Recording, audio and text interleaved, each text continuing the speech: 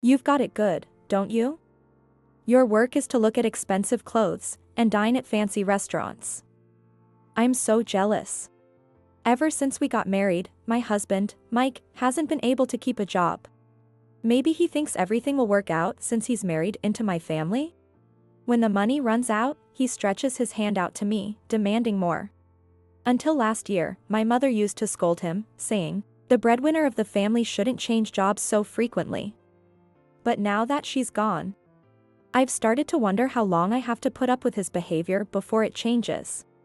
I never imagined that such a shocking development was about to unfold. I am Sheila, 67 years old, and I work as a clothing seamstress. A clothing seamstress is someone who professionally makes clothes, turning dyed fabrics into clothes. Currently, I work as a freelance clothing maker and also teach clothes making.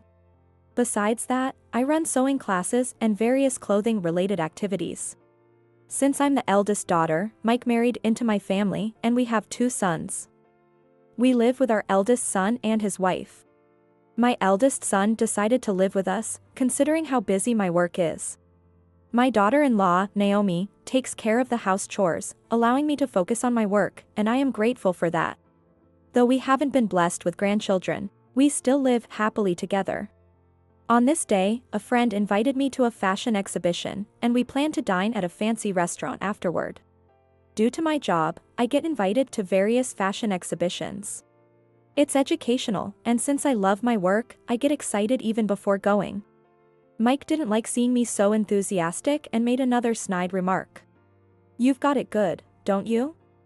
Going to work for you means looking at expensive clothes and dining at fancy restaurants. I'm so jealous.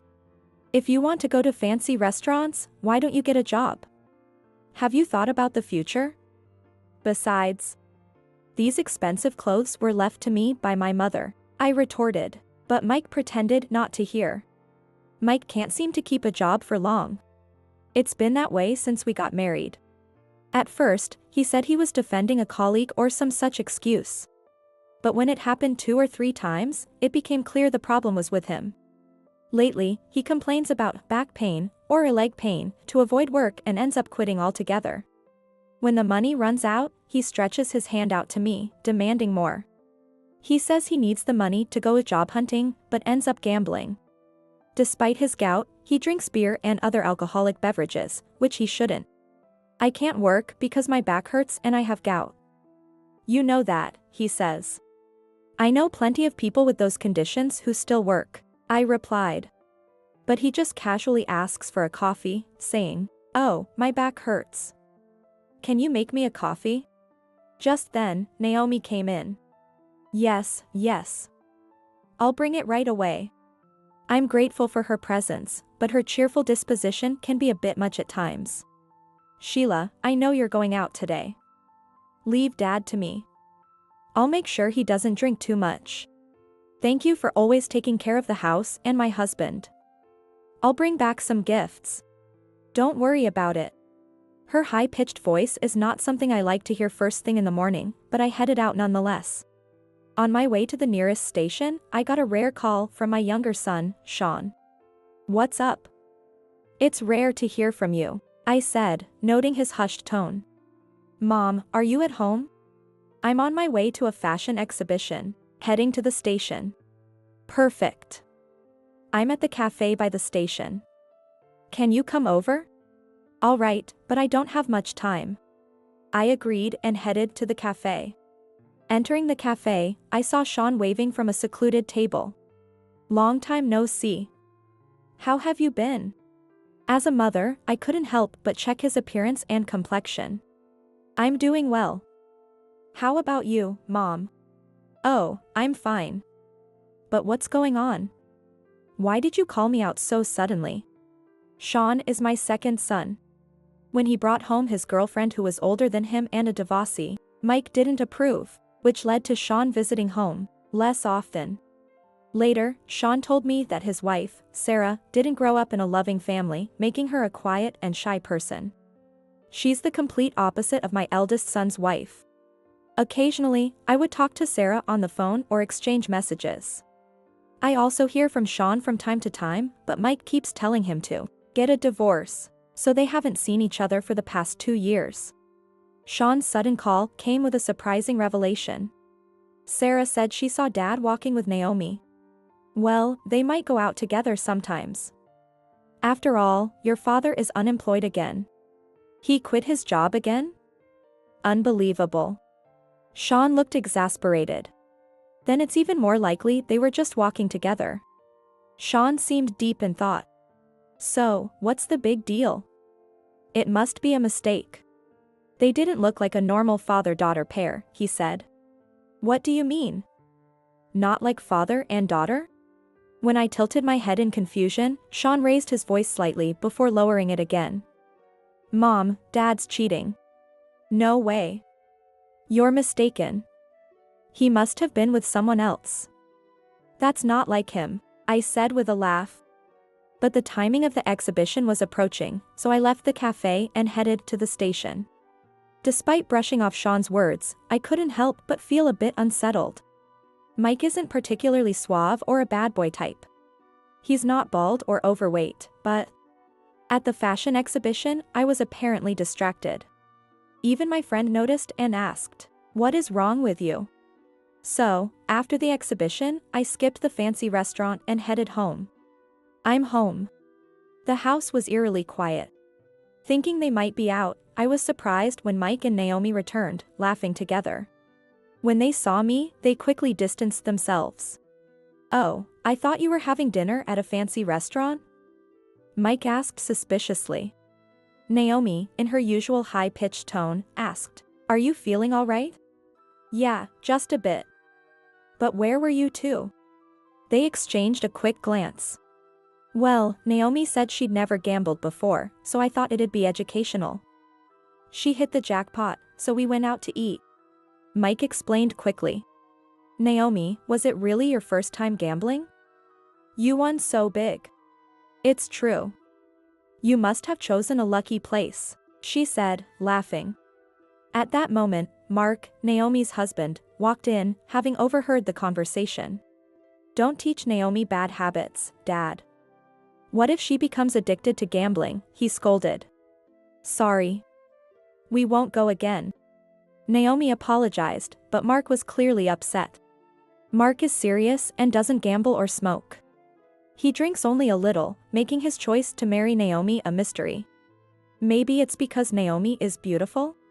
Well, that's not important. Here, Mark.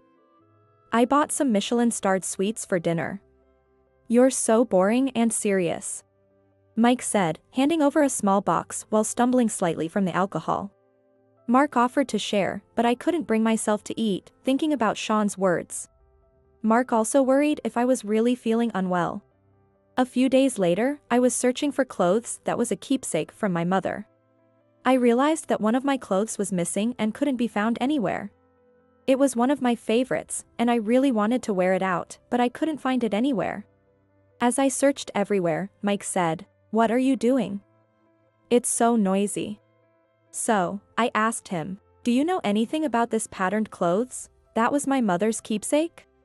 But he replied indifferently, All the clothes you have look the same to me, and showed no interest. That day, Mark, who had the day off, said, Grandma's clothes, and helped me search, but we couldn't find it. Mark was very close to my mother. When she passed away, I knew he felt lonely and heartbroken. He was very attached to his grandmother. I couldn't understand where it could have gone, but since I was short on time, I decided to go out wearing different clothes. My mother passed away last year due to illness, but she used to work in sewing classes. My father died in an accident when I was in high school. Despite working, my mother sent me to a fashion design school. She left behind many clothes because of her work. She had many students who admired her, and I am proud of my mother. Seeing her dedication, I wanted to work in the clothing industry too. I hope to pass this work on to Naomi, but lately, people have lost interest in this, and Naomi seems uninterested. My grandmother's clothes were made with great care. I work with pride, believing that I must honor and cherish what my mother held dear. However, Mike has never shown any interest since before we got married. We met through a friend, so it was like an arranged marriage. My mother seemed to see through his laziness. I often complained about him, and she would defend me, but now I wonder if he was the right person to marry against her objections. One day, Mike was about to go out, saying, "I am looking for a job," carrying a bag. I asked suspiciously what was in the bag.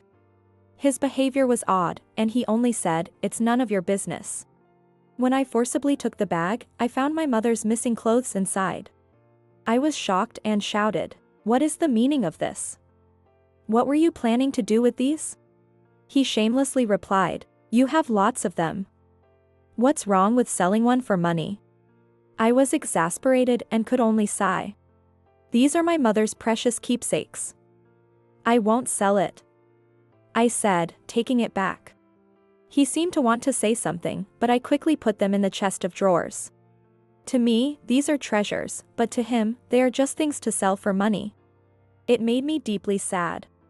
I realized I couldn't trust him at all. I might want to put a lock on it. I decided to tell Mark what happened. He said, "It's a good idea to put a lock on the drawer. I know a furniture store that can do it." Soon, we had a lock installed on the chest, and while moving the clothes, I found 2 more missing. I assumed Mike had taken them, but I didn't ask since he would deny it. Instead, I placed a recording device under the table. I didn't like the idea, but Sean insisted. The recording captured something beyond my expectations. Right after I left for work, I heard footsteps of Naomi coming downstairs. "Mike, Sheila put a lock on the drawer. You can't steal the clothes anymore." Mark said he introduced a contractor. Doesn't that make him suspicious too? No way, he's just a straight-laced guy who loves his mom. So Mark's a mama's boy, huh? Their laughter echoed through the recording. After that, the tape only captured sounds of Naomi starting laundry and cleaning. I didn't gather more evidence because I didn't want to hurt myself any further. Instead, I quietly began preparing for a divorce, feeling torn about how to break the news to Mark. Where to start with the divorce preparations? The house is entirely in my name. A few weeks later, I was invited to another fashion exhibition and decided to go. I told Mike and Naomi that I would also be dining out, and left the house.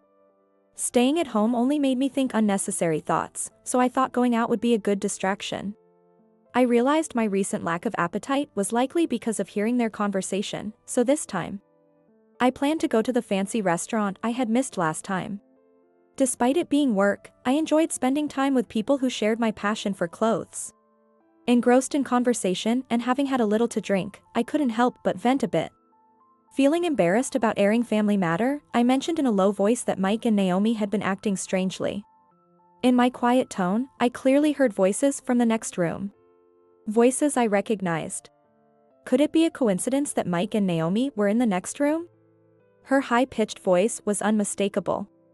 I considered confronting them, thinking they might be out gambling and celebrating again, but as I listened to their conversation, I quickly called the police.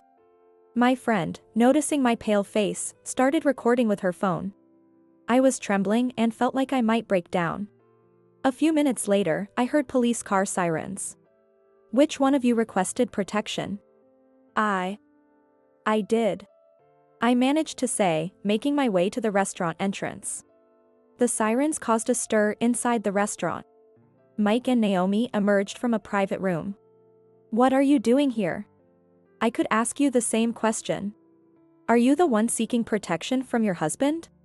"No, it's from him and this daughter-in-law." "What's wrong, Sheila?" "I'm just here having dinner with Mike," she said, pretending innocence. My friend then said, "We recorded everything," and played the recording on her phone. The recording revealed their plot.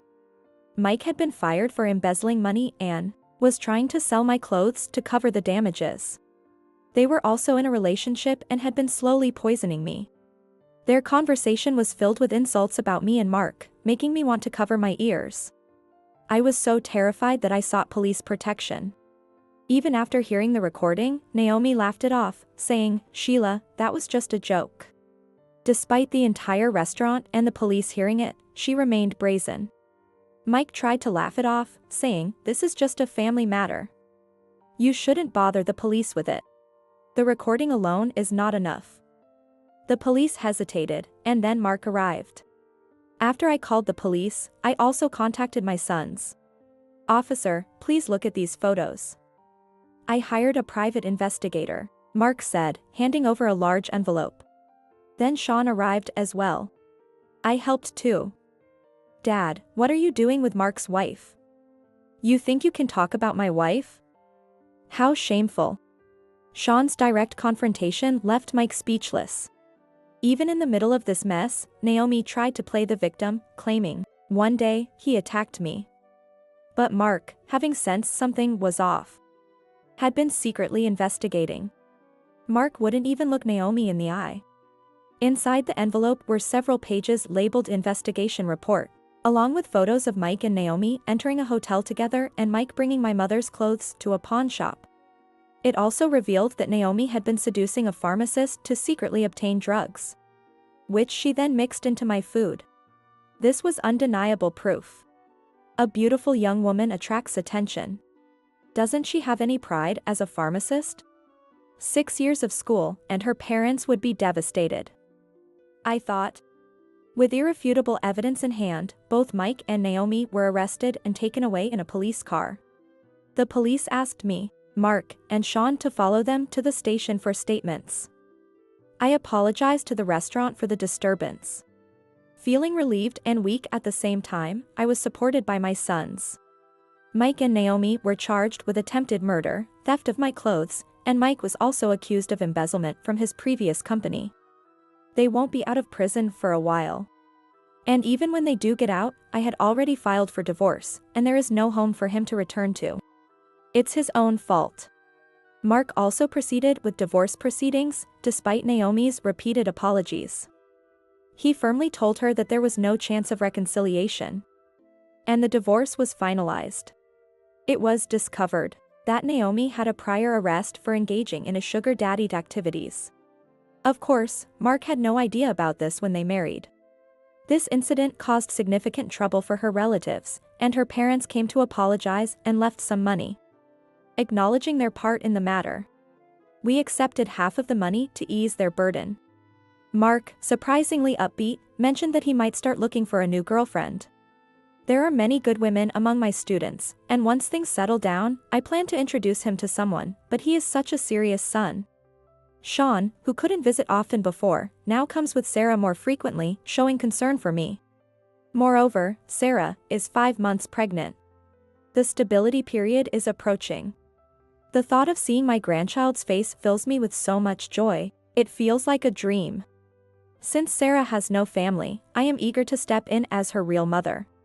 We have a room available and are considering living together. Sarah, as it turns out, has a strong interest in sewing, and when I had her try once, she showed an innate talent, despite claiming it was her first time. I secretly hope to train her as my beloved disciple after the baby is born. I feel we can get along personally as well. However, I worry about Mike getting out of prison while we're still alive. If that happens, I plan to sell this house and move to an apartment where we can live at a safe distance. Although I intend to stay in this house filled with my mother's memories for a while longer. I may not have been blessed with a good husband, but I can say I've been blessed with good sons. I'm also grateful to my friend who cleverly recorded Mike and Naomi's plot. She's still a pillar of support, and we're planning a spa trip together. The clothes, which the police had kept as evidence, has been returned from the pawn shop. I feel like my mother was protecting me. From now on, I want to focus on being happy and take care of myself.